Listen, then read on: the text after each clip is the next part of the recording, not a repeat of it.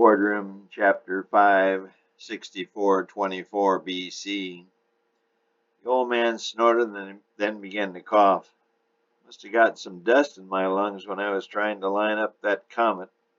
What'd they call it? Oh, yes, Halley's Comet. Strange name, he said, thinking back to the time when his angelic assistants had given the beautiful but dusty sphere its name. It had taken him 4 hours to get the mechanism just right. Junior finally had to come by and give him a hand. Angels were good helpers, but sometimes just didn't have enough knowledge to fine-tune the orbit of a comet. He would have gotten it done himself eventually, but was grateful Junior had come by. Some of the angels thought Pops was losing his touch. Junior and some of his DS, meaning divine service, angels had told the old man as much. Sometimes he did get tired. He was always so glad to see the Sabbath roll around. On the Sabbath, after church and a good meal, he would disappear to his private garden, which was off limits to all but Spirit and Junior. He could doze off, or sip a little of the bubbly, or just stare into space and think, or, as was his capability alone, not think. This mind state was only available to him. It may have been his form of sleep, but he was always fully conscious. He was God, the one who ran the universe and all life within it. This altered mind state always afforded him the refreshment and renewal he needed to carry on his work, the driving force of all life and all activity in all the universe. R, he called it. His garden was called Eden. Nobody knew why. He so loved its solitude and its beauty. It was not large in universal space measurements, as 1,500 miles square, but in this garden were flora and fauna unique and unmatched anywhere in his creation. He so loved such creatures, each living thing, each rock, each river. There were musk ox, mule deer, giraffes, lightning bugs, glyptodons, mastodon, brontosaurus, tigers, tyrannosaurus, and seemingly unlimited varieties of birds. Each week he would create something new. The birds were his crowning achievement, from the tiny hummingbird to the pterodons, from the blue jay to the peacock. The magnificence of their beauty and function was unmatched. His favorite was the penguin. He was so proud of how he had created it to be such a waddler on land and the most graceful of swimmers in the water. He laughed every time he watched them and loved talking to them. Their language was primitive, yet very adequate for penguin-to-penguin communication. But their sense of humor was hilarious. He seemingly never could get enough of their antics. No one save Junior and Spirit and the DS had ever seen them. The DS guarded the only gate to Eden, but were never allowed to enter. As he sat there on a large rock next to the gently flowing waterfall, he realized this garden, small as it was indeed his best work so far. He had planned to have a grand opening coming up in a few millennia, but he had suddenly and inexplicably put the opening on hold. Even he wasn't sure why, but as he had thought through it in recent weeks, he realized something was missing. But for the life of him, he didn't know what it was. Also growing inside him was a little seed. He was having trouble sorting out what the little seed was all about. Today, during Spirit's sermon, he thought things were finally beginning to clear in his mind. He had always been. He had always existed and would always exist.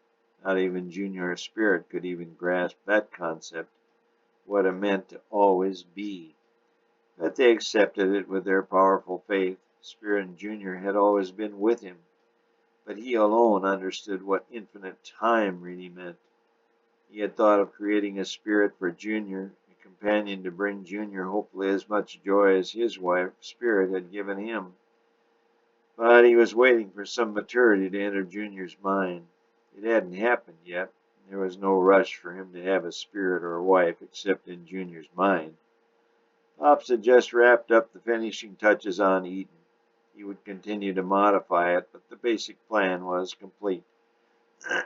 This comet called Halley was the first step in the creation of the new area E7000. Or maybe, just maybe, he might put his Eden on display so all his universe could enjoy it. But he liked it so much himself, especially the peace and quiet it afforded him and his family. If he put this Garden of Eden on display, he would first have to build a new retreat, as it were, for himself. What about this new seed in his mind? What was it all about, and why was it occupying more and more of his thought process? His review of Luke's little treatise and the thing with spirit and the female angels was clarifying the problem a little bit. He sensed a little discontent beginning to pervade some of the billions of angels he had and continued to create. Not once prior to recently had he ever caught a whiff of discontent or dissension, but now, here it was. He had known forever it would come. It was inevitable, but it was the day he had dreaded forever, and now forever was here. The question would come, and now is being asked, why are you God with all the power and glory, and why are we not? This was the question he knew would be on everyone's mind in the universe eventually. It would take time, but eventually all would question, and rightly so. In a peaceful democratic society where freedom and love existed, there should be no question. Everything is forever in perfect order. Why can't all beings be happy? They all had everything they wanted. All was in perfect order, and yet the questions were there. The difficulty was that of communicating to all that he was and is God. It was just how things were, and were unchangeable. He alone knew that if he did not exist, nothing would exist. All would be chaos, darkness. He alone could maintain the system in perfect order. He alone could understand his own omnipotence. Spirit and Junior and all the angels and all the other intelligent beings simply could not fully grasp that concept and had to accept things as they were. In a democracy, the leader derived his power from its subjects, but in the universe, the bigger picture was the fact that God and God alone was capable of running things. If he was not in place, nothing would run at all. But this God knew that questions would arise, and at this moment he did not have the answer to the question. He could not reveal his omnipotence to any lesser being completely. His creations revealed much, but his full self could not be understood by anyone but himself. Why do we need you?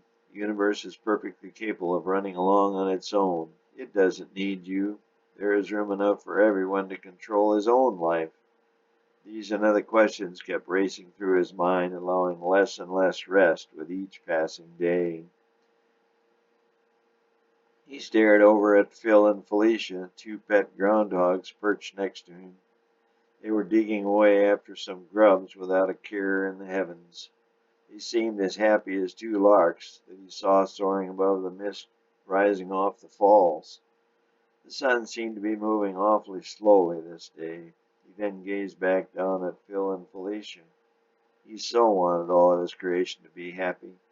He thought he had built happiness and contentment into the existence of all, but he knew that the ideal had one fatal flaw. He knew as he created beings of higher and higher intelligence, there would eventually be questions raised as to his right to rule. He had hoped to put off such rumblings eons into the future. He had not anticipated such a question coming up so soon, but always knew deep down it would come, and now it was here. In his infinite wisdom, he had dreamed up myriads of ways to answer such a question. Tears now began to roll down his massy, craggy cheeks as deep down he knew there was only one way to answer it. Eventually the strain of exhaustion overtook him, and loud snores ricocheted around Eden. First the animals and birds would tear around in fear of the old man's noise, but now they just snickered under their breath. Phil and Felicia just cackled away. They knew he was just a big teddy bear at heart.